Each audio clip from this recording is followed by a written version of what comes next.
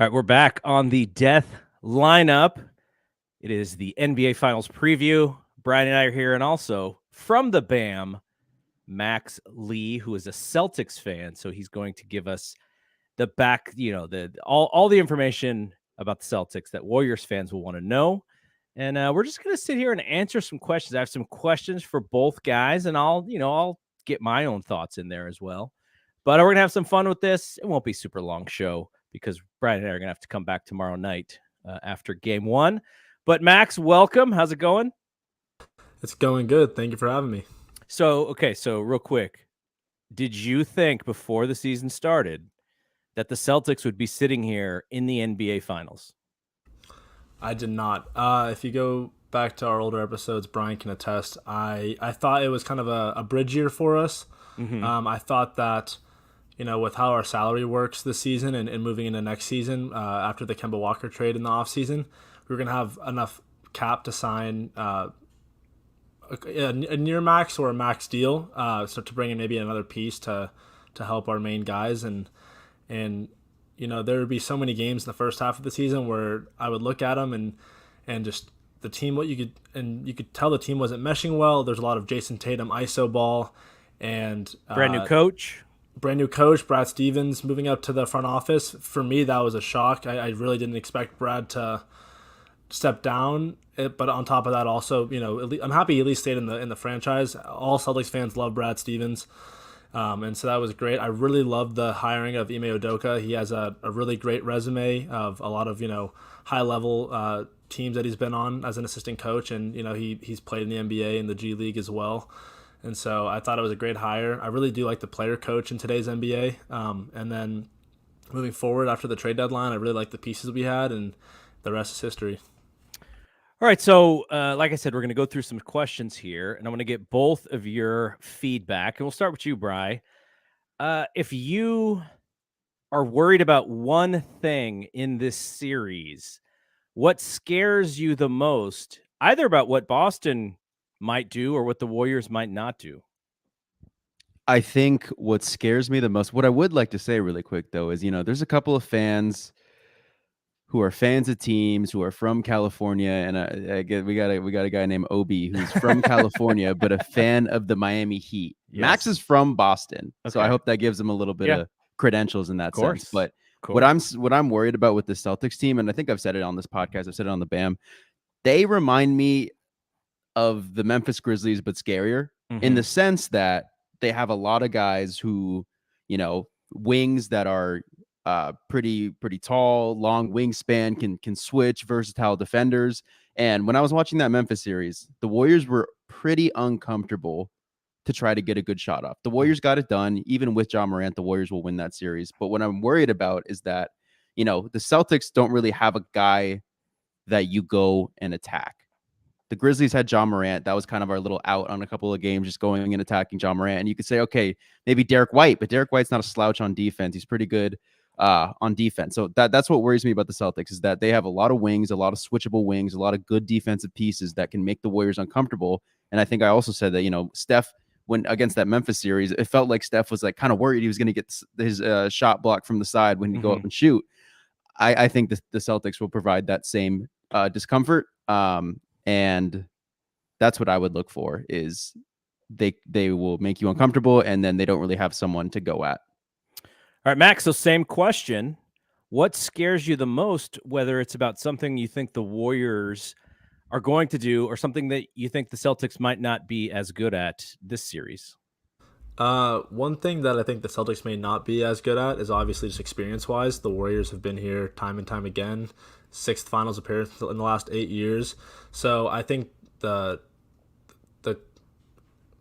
amount of comfort that the Warriors will have in this series will be different. I think we see the Celtics come out game one, especially in the Chase Center, a little antsy and a little, trying to do a little too much. Just need to get their offense going, and I think they'll improve on that as the series goes on, especially in the first game. I think a lot of learning will happen. One thing I'm worried about for the Celtics is turnovers in the Miami series.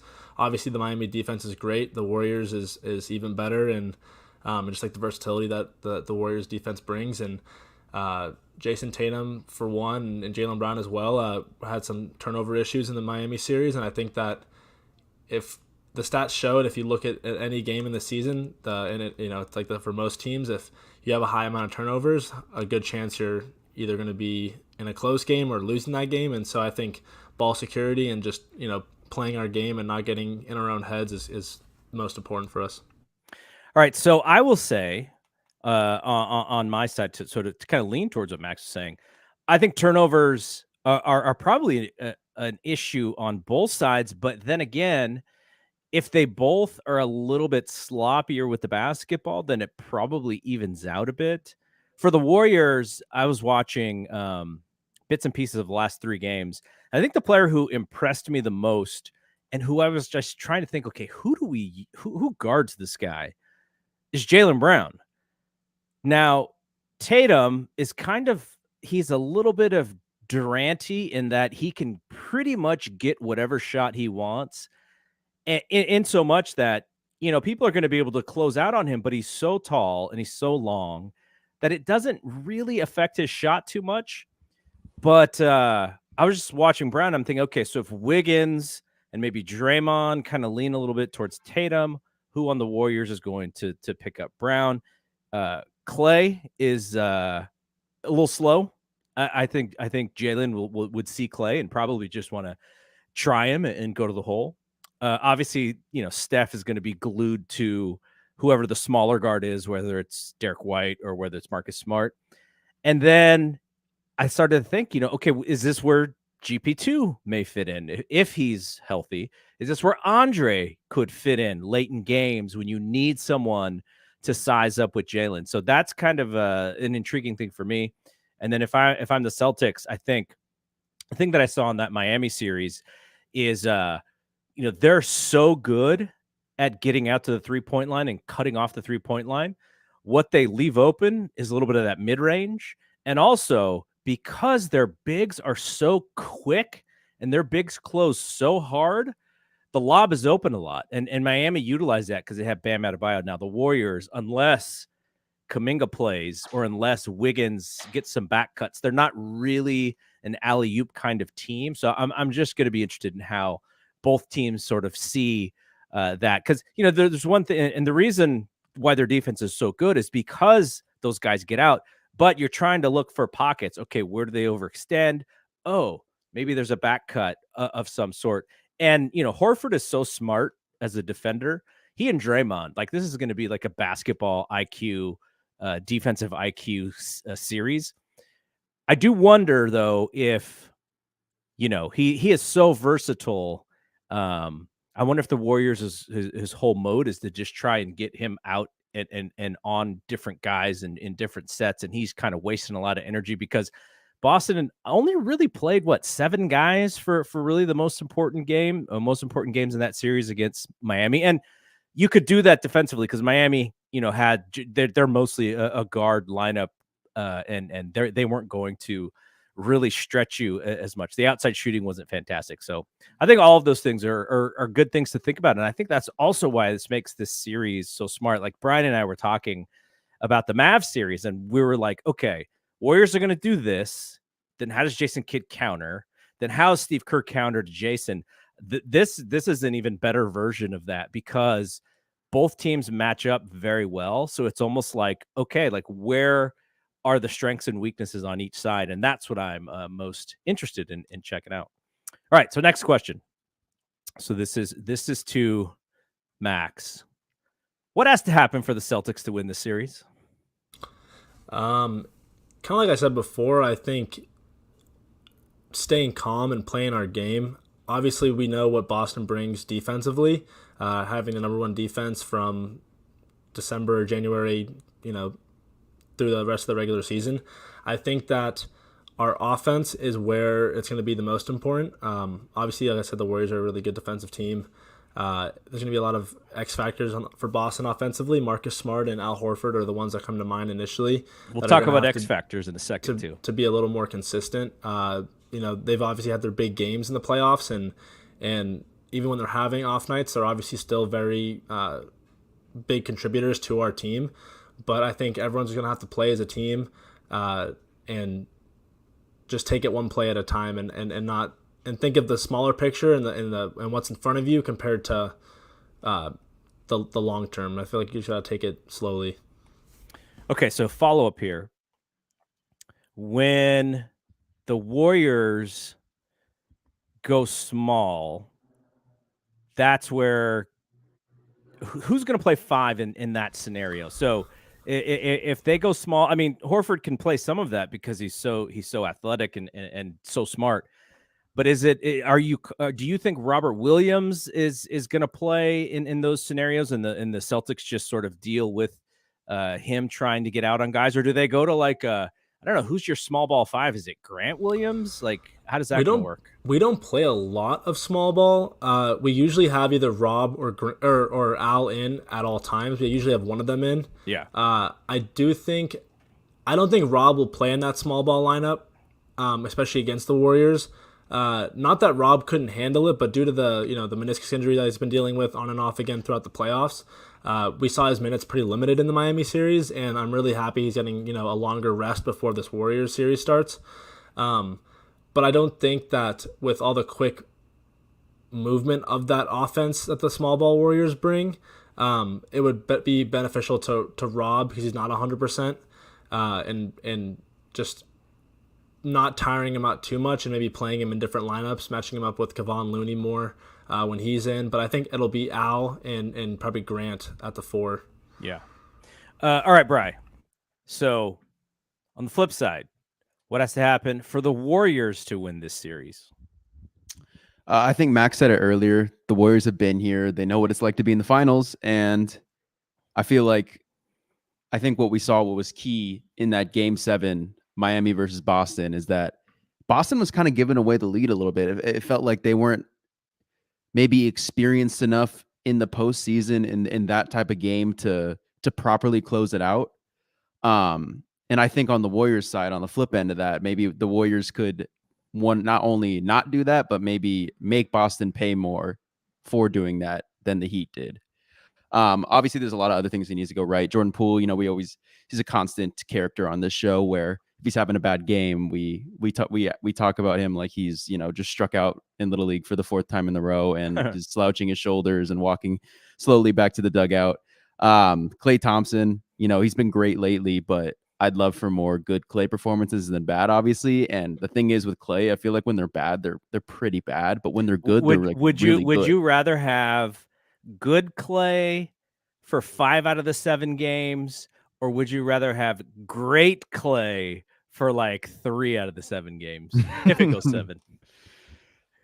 Probably great Klay. I feel like when Klay's like great, it's literally a game shifter. Yeah. Like with good Klay is obviously good to have. You usually would probably rather take that, but great Klay, I genuinely feel like a great Klay game like will win. Yeah.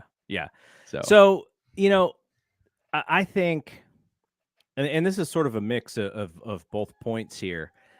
And I was thinking about this before I listened to Plus Minus because they thought that home court advantage is very important.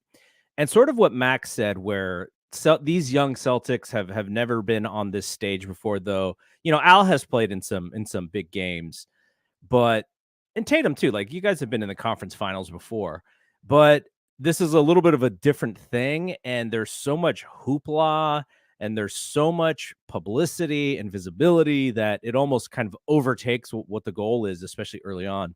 And I do think the Warriors need to win the first 2 games of the series. They need to win, go up 2-0. And I think that is the best way for them to win the series, because then ultimately, you only got to win 2 more out of the next 5 games. With the Celtics, when we were talking about the Miami series, I told Brian, I said, Miami's going to win the first 2 games because what's going to happen is they're the older team. The length of the series is probably going to wear them down a little bit more than it wears the Celtics down. Now, I mean, I didn't see Jimmy Butler coming like he did. Like, he really, really, really tried his best to not let them lose, and it was really amazing to watch. But I thought the best opportunity was for them to win the first 2 games. And so similarly, I think the Warriors need to win these 2 games because it really puts pressure on the younger team. And the younger team if the younger team can play a little freely, and if they can come in and win game 2 and go back to Boston and just be like, wow, this feels like we're actually ahead in the series, even though that we're tied. That takes so much pressure off, and then it puts pressure on the Warriors, right? So it's going to be interesting to see sort of the wins and losses per game. But I think the main thing for the Warriors is to just continue to hold court. They've not lost at home in these playoffs.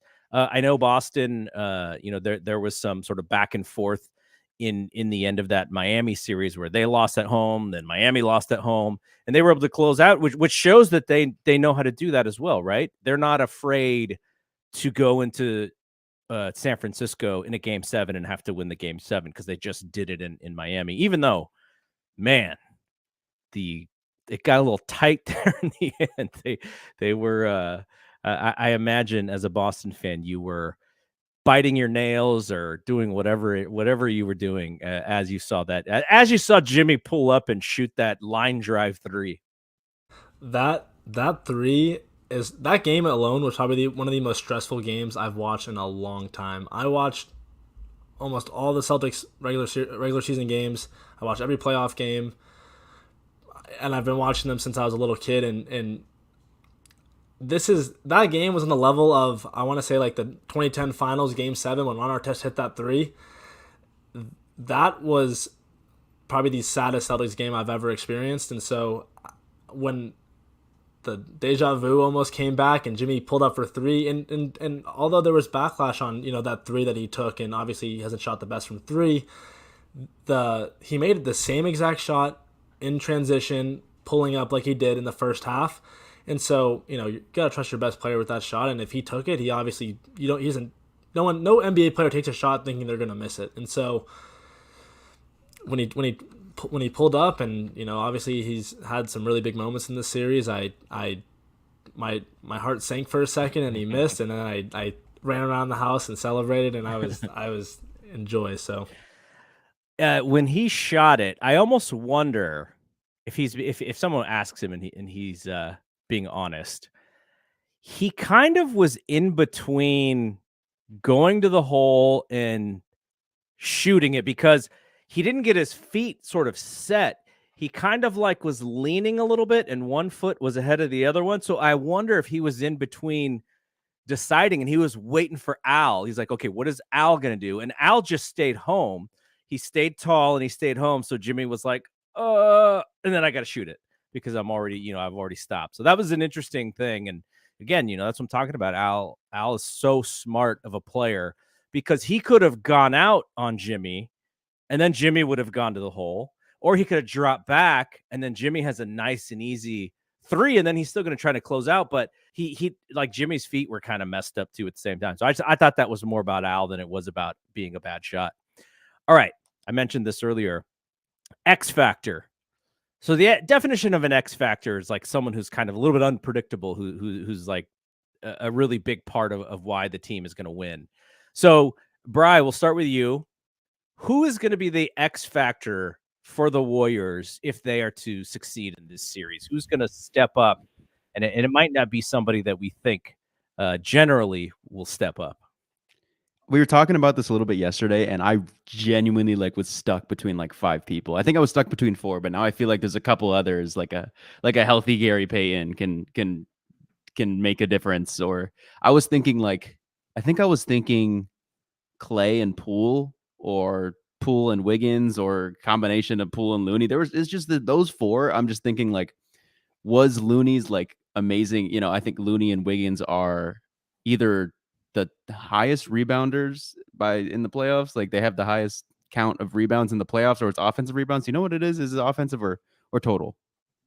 I don't know.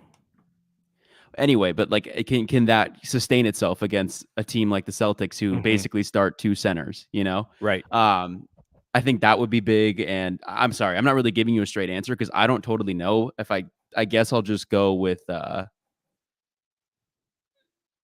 Mr. Jordan Poole, because there's someone that the Celtics can look at every single time he comes in the game and go, okay, we're just going to attack this guy, try to get him on the switch and attack him. And the Warriors are probably going to have to push to a zone. Poole's going to be on the back corner, probably. and maybe they'll stick. I don't know who they'll stick back there, but I think Poole, not doing those things that we say he sometimes does when he plays bad, where he beats himself up about it or just slouches on the court. Like, I think that is, does he have to have great games? I'm not entirely sure, but maybe just not do that. But I still think he does have to show up and play some great ball. When he is on the court, I'm going to guess that they go zone. How do you think? Do they do it immediately? Yeah, it's a good question. But how do you think the zone would work against Boston? Because they're pretty long. Like I said, Jason Tatum can kind of shoot over guys. It would stop. It would help on Jaylen Brown, who's such a great penetrator and a great shot maker. It makes Marcus Smart a little bit more of a spot up guy than doing Marcus Smarty things. So I don't know. That's going to be an interesting thing too, is to see how they play against the zone. I agree. But I'm trying to remember, like, do they usually, because I know in Denver they had Poole at like the top of the 2-3. I'm wondering if putting him on the back corners, I can't remember if they put him on the back corners before, but the two back corners, maybe do one of those, and maybe they have Grant Williams back there. And I feel like you live with the outcome of a Poole in his zone on Grant Williams or Derek White, or, the Celtic shooters that they put in the back corners. All right, Max, what about you for the Celtics? Who is that X factor? Like Brian said, it was kind of hard to pick one initially. I have two, as I mentioned a little bit earlier. I would say number one for me would probably be Al Horford. I think his versatility and just kind of everything he does is huge for us. And even on nights where he's not putting up a lot of points, he's doing so much plus minus wise, rebounds, help defense, just being a leader for that team. He really is. I've read a lot of things recently that he's kind of been the guy to keep everyone calm and level-headed in like tight situations. And so that's going to be really big. But I think if he can have big games offensively, and I'm curious to see how much space the Warriors give him on the arc, because he's really shown this playoffs that he is not afraid to take that three. Whether it's open, somewhat contested, obviously he's not going to be shooting like extremely contested threes, but he's confident in his shot, and that's one person I don't think the Warriors will really be able to shake. He's shooting 43% from three in the playoffs. Yep, and so I would say if you look at the box scores, there's been some games where he's scored under 10 points and still been very contributing to the team, but if he can add on to that and have big offensive games for us, I think that'll be huge. Second, I would say Marcus Smart, kind of for the same reasons, just a little inconsistent on offense in that Miami series, and obviously he's been in more of a traditional point guard role for Boston this year, and I've been saying that for actually a while, that for at least a year or two, that I've been wanting Marcus Smart just to be our point guard, especially when Kemba was dealing with all those knee injuries. Yeah. But if he can hit his shots too, that's going to be huge for us. I think those are our two main guys, where if they can knock down their shots, it'll be tough to beat us. Yeah, for me, I think I already mentioned Iguodala. Who knows if he's going to be ready? I think Iguodala, Otto Porter, and Gary Payton, too, are all questionable for game one. And so what does that mean today? Steve could be playing a little chess here. Could be a little bit of gamesmanship, but we'll see what happens come tomorrow. But I think there's going to be, the Warriors are going to need a defensive stop in some situations. I'm trying to figure out where that's coming from, whether it's, obviously Draymond, he's going to be there. Wiggins is going to be there, but they need another guy, because especially when you play that Poole lineup, Poole's a minus on defense. Steph is going to stay home. Clay I've found Clay to be a little bad getting out to the 3-point line in some instances, because he's like kind of trying to stay a little bit more towards the middle. And so I think it's going to be somebody like Andre. It could be GP2 depending on the minutes, but Andre's got the experience. Andre's played in these big games before. Andre's a finals MVP. So I think if he can get on the court and they can get something out of him, he would be my X factor. I got a question for you. Yes. So this hypothetical Warriors rotation is the starting five, who I think we are all agreeing Kevon Looney is going to start at the 5. Okay. The guys that are hurt that are coming back: Otto Porter Jr., Andre Iguodala, Gary Payton, and then you have Poole. That's 9 guys. Do we see a rotation of 9 players if all those guys are healthy? Because that means, Bielitsa was a big player for us in the Mavs series. I don't know. I don't really see him getting minutes. But then you count out the Moody's, you count out the Kumingas, which I guess makes sense. But even 9 players who I trust in this finals seems a little lengthy. Yes. You brought it up, man. Kamudi watch. I don't think I don't know. I think depending on the type of scenario, I would like to see Kuminga get a shot, but these, we're talking about how big this is going to be for certain Boston players who are on the younger side. These guys are 19 years old. So I think it'd have to be sort of a soft landing spot, and there might not be one in the NBA Finals for young guys. Now, Moody showed in the last series that he could actually stay on the court. If Andre and GP2 are healthy, does Moody get to play? I don't know if he does, but if they aren't healthy, Steve may have to turn to Moody for 5 minutes here and there.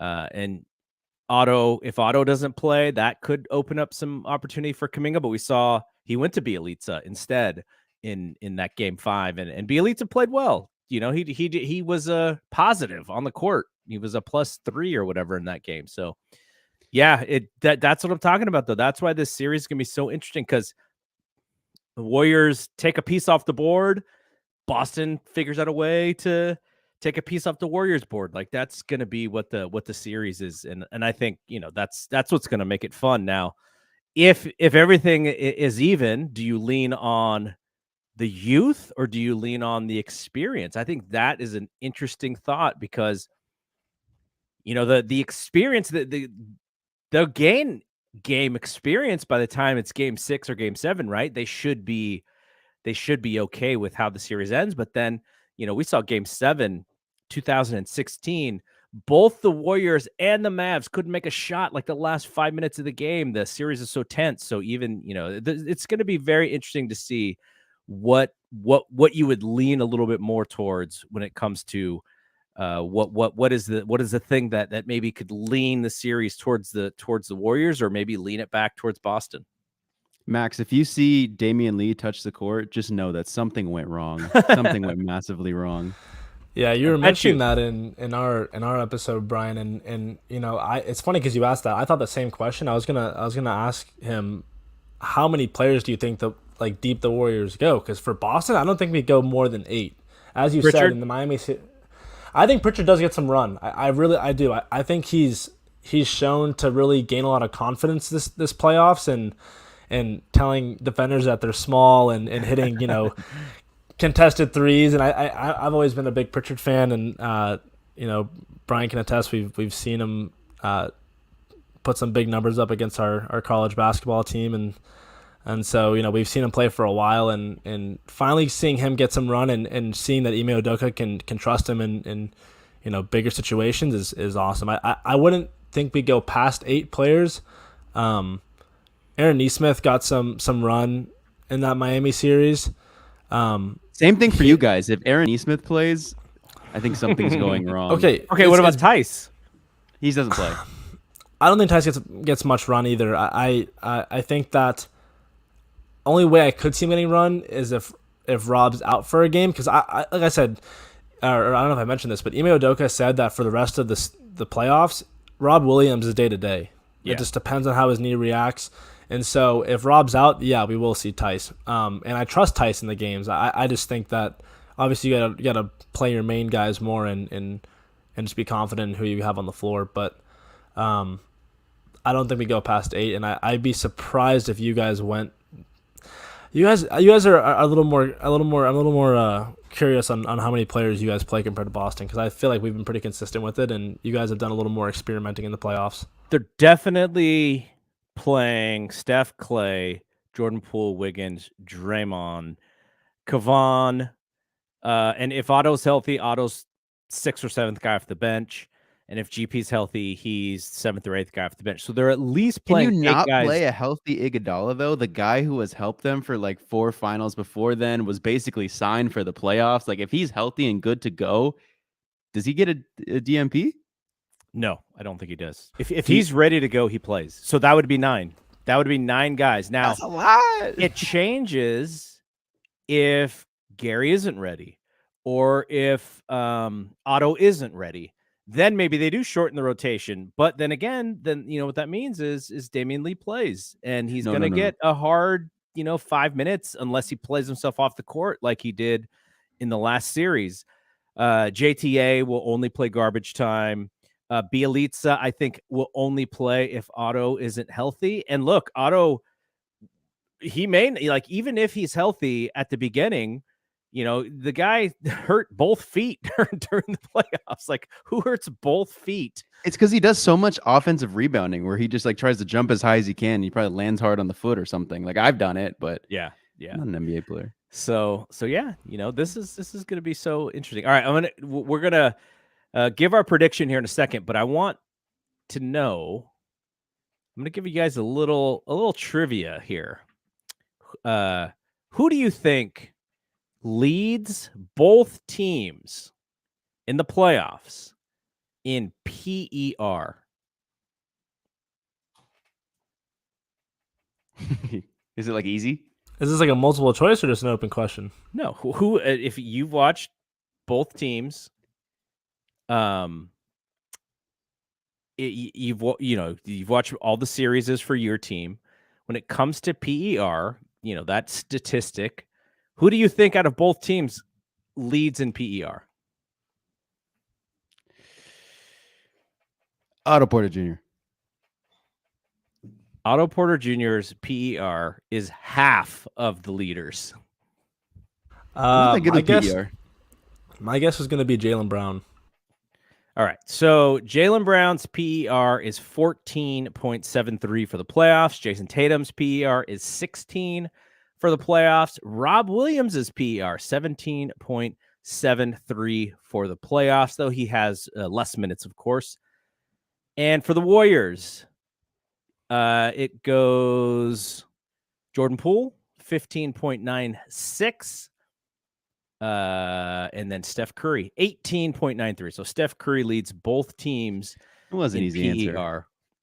Answer. Okay, so who do you think leads in scoring for both teams?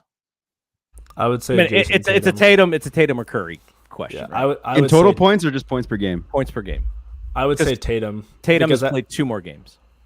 I would say Tatum because I remember seeing that Curry only averaged 23.8 in the last series. I think that might have brought him down a little bit. I'm going to go Steph. Jason Tatum, 27 points a game. Steph, 25.9. All right. Between the two players, so we have Jason Tatum and Jaylen Brown on the Celtics. We have Steph Curry and Klay Thompson on the Warriors. Which twosome has shot more three-pointers and which twosome has made more three-pointers? I'm going to say that Boston the Boston duo of JT and JB have taken more, and I think Steph and Klay have made more. What do you think, Bri? I'm going to go both for the Warriors. It is both for the Warriors, and it's not as close as I thought because when I was looking up this stat, so Steph is averaging almost 10 threes taken a game. Klay is at 9. These guys are chucking it. Jason Tatum's at 8.4, and Jaylen's taken much less than I thought. He's only at 6.3. He's taken less threes per game than Marcus, but he's shooting it a little better. Jason Tatum is shooting at 37.5. Jaylen Brown shooting at 38.6. Steph is at 38. Klay is at 39.9. So Klay is at just about 40. Jordan Poole, 39.3. So he's shooting it. But Al Horford, he's not taken as many, but he shot 43.2% from three-point land. So and Grant Williams is right behind him. But they're taking a little bit less than these other guys. The Warriors don't really have another player who takes a ton of them. So it's really just those 3 guys. All right. So I guess there's not really any other stat stuff that kind of stood out to me when it comes to either team. Though, if you were to guess who leads both teams in block shots per game, who would that person be? It's 100% Rob for the Celtics, is what I would guess. And then Max, go. I initially thought Rob too, but because of his limited minutes, I'm gonna go with Al Horford. Is this blocks per game or just total? Blocks per game. I'm gonna stick with Rob. I don't know. For the Warriors, who the heck gets blocks I mean, Draymond and Steph are getting these. Almost nobody gets blocks for the Warriors, and that's what was sort of eye-opening. Unless it's like a Draymond or Steph. Steph did it once in the Dallas series, which was really crazy because they showed that whole defensive possession and they just zoned in on Steph and how much running he had to do and to finally shoot out to the three and get a block on the 3-point shooter. I forgot who it was. That stuff, I love those camera angles. They did it with Jason Kidd against the Suns in Game 7 too. But Draymond. It is for the Celtics. It is Rob, but it's close. He's 1.9. Al's 1.6 for the Warriors. Draymond is the only player who averages more than a block per game at 1.1. The Warriors don't really have anybody. They only had 5 blocks a game in the finals. Celtics are at 6, so it's not that big of a difference. Not a ton of rim protection, but the Celtics do when Rob plays. That's where it is. All right, last one. I did find another kind of funny one. All right, turnovers. Max talked about it for the Celtics. It's kind of a little bit of their kryptonite. And interestingly, it is like I won't even have you guys guess, but just in what I was finding, Jason Tatum is by far the guy who turns the ball over the most. For the Warriors, it's Draymond, but Jason Tatum has turned the ball over 4.3 times a game. Draymond is at 2.8. And it feels like Draymond's like a higher than that. But what you see is that because of the dominant ball handling between Tatum, Brown, and Marcus, they're the only guys who turn the ball over. For the Warriors, it's Steph, it's Poole, it's Draymond, and then just these little pockets of guys. But the Warriors actually turn the ball over 14 times a game. Celtics are only at 13-3, but Jason Tatum is like 40% of that for the Celtics, or 35% of that, or whatever that is. And the Warriors just have a few more guys who handle the ball, so that's why they turn the ball over more per game. But I didn't realize that. I didn't realize Tatum was turning it over that much. Yeah, they like to market that this is like the number 1 and number 2 defense in terms of net rating in the regular season going up against each other. What about the turnovers? Like, what do they rank in turnovers as teams? Like, have we seen these 2 high turnover teams play each other in the finals before?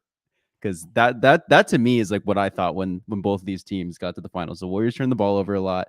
As a Warriors fan, I see it every day. The Celtics, Max tells me I get to see it too. So, I mean, it just tells you that Tatum is also a very high usage guy to turn the ball over that much. All right, predictions. So I imagine we're all taking our teams, but I want to hear sort of the analysis behind your pick. So we'll let you go first, Max.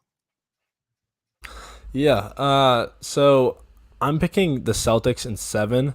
I think regardless of who wins, it'll be a 7-game series. I don't think either team will back down, and we've seen Boston be really, really resilient after a loss. They're undefeated in the playoffs after losing a game, and the point margin in those wins are pretty big. I think that, and it sounds cheesy, but I feel like, as Alex on the BAM mentioned it yesterday, it kind of seems like it's the Celtics' year. It's like the route's been really hard, and the adversity in the route they've taken this season, like no one saw it coming, and I feel like they're too far in to not go all the way. I think our versatility is huge. I think that this finals will really put our players on the map. I think Brian said it yesterday when we recorded. This finals could make Jason Tatum a household name, and I think that the Celtics love a challenge, and I'm really excited to see just really high IQ basketball. I think it's going to be a really strategic, game plan from both teams, and I think that Boston will stay the course and win in 7. All right, Bri. I'm going with. I said yesterday. I feel like I could be convinced either way that of a winner, maybe even a winner in 6. Like I'm taking the Warriors because, and there's been a weird couple of streaks. Like, one, the Warriors have not lost that chase, but Mhm. 2, the Celtics have never lost 2 in a row in this playoffs, or they have a tendency to beat other teams in their home arenas. Regardless, like Miami has a good arena. The Bucks have a good fan base, and they go out and win there. I think the Scott Foster streak, that's a weird one that the Celtics have won like 12-0 when Scott Foster refs. I could see all these being broken. I could see the Celtics taking one at Chase. I could see the Celtics losing 2 in a row. I could see the Warriors getting one when Scott Foster refs. Like those weird streaks, I could see, all of them ending. But I just think that I think a lot of these are going to come down to the wire. I'm hoping for not that many blowouts. Obviously, okay, if a Warriors fan, sure, we'll blow them out 4 times in a row. But the basketball NBA side of my brain doesn't think there'll be any blowouts, and I'm excited for that. But at the same time, I think that's where the championship pedigree comes in. Celtics might have first time jitters when they get to the finals, and you never know. J.R. Smith might bring the ball out when it's a tie game with the but no, I think that the Warriors championship pedigree, when the game gets tight, when the clock's about to run out, I trust them to handle business, and I'm just interested to see what this rotation is going to look like, because 9 just seems like a lot, but It'll be those seem I like mean, it'll 9 guys that probably have to be be played. different. It'll be different for lots of different scenarios, right? Because that's what's great about having guys who you can put on the court is, okay, what do I need out of this thing? And usually Damian Lee would be the last guy that I put in, but I think Kerr has faith that he's not going to screw up whatever the defense is, and then he's also just going to play hard. I just don't think he can hit an open shot, which is my problem with him. Yeah, and I think Steph's been saving his first half of the season type of run, his 50 bombs. He's been saving it for the finals, so I think we're ready for that. I am on record once this playoff started of saying that I thought Boston was the best team to face the Warriors in the East, because I didn't think once Middleton went down, then I leaned a lot more towards Boston. But I didn't think the Warriors would have a problem beating Philly. I didn't think the Warriors would have a problem beating Brooklyn. I didn't think they would have a problem beating Miami, though Miami poses different problems just because they're so physical and they're so smart. But I thought Boston was the best matchup. And player for player, if all things being equal, that everyone's healthy and everyone's fresh, I do think Boston's maybe player for player a better team than the Warriors. But the thing that leans me towards taking the Warriors in this series is sort of this battle of attrition thing. Rob Williams is a game changer against the Warriors because of all the things that he can do. If he's not on the court enough, I think that kind of is a big deal. Marcus Smart, he's definitely not healthy, because if he is healthy, he's maybe the best guy in all of the NBA to guard Steph. But if he's not healthy, what does that mean? And how do the Warriors exploit that? So if, no one's healthy right now during this part of the season, because it's a long season, and now, the Celtics are at 100 games. I think the Warriors are at 98 games.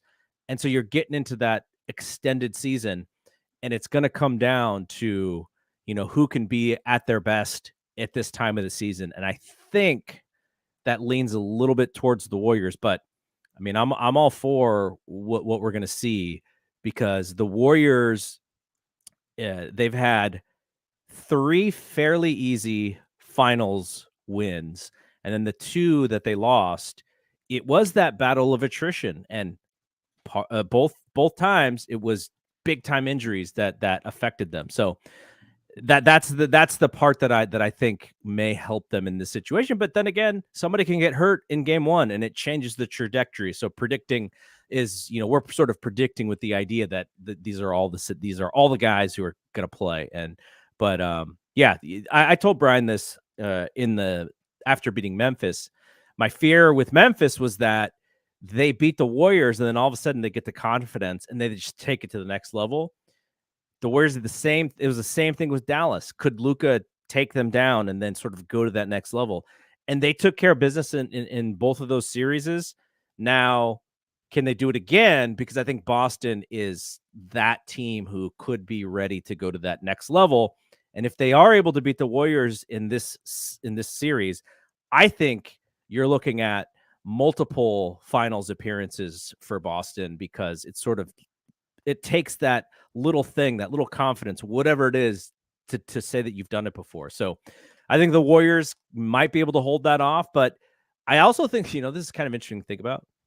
I kind of think the Warriors are going to be better next year because of some of the younger guys. And if they get Wiseman back, they might be better next year, just based on bodies and Wiggins having to play out of his rear end for a new contract, and Poole, same thing with Poole. So I think, maybe they'll be a little bit better, but you have to be, it's time to be better for both teams. So, all right, that was fun. I'm glad we got to talk about this. We will, Brian and I will be covering the finals after every game with a live stream here on this channel. And maybe if we go to a game 7, maybe we'll bring Max back and we'll hammer it out. We'll do our own battle of attrition on the podcast and see who lasts the longest. All right, Max, thanks for hanging out with us. Check Max out on the BAM with Brian. You guys do the basketball podcast together? Yes. Okay. So you can listen to their basketball takes if you want to hear more. So for Max, for Bri, I am Double G. We will see you when we see you. Peace out.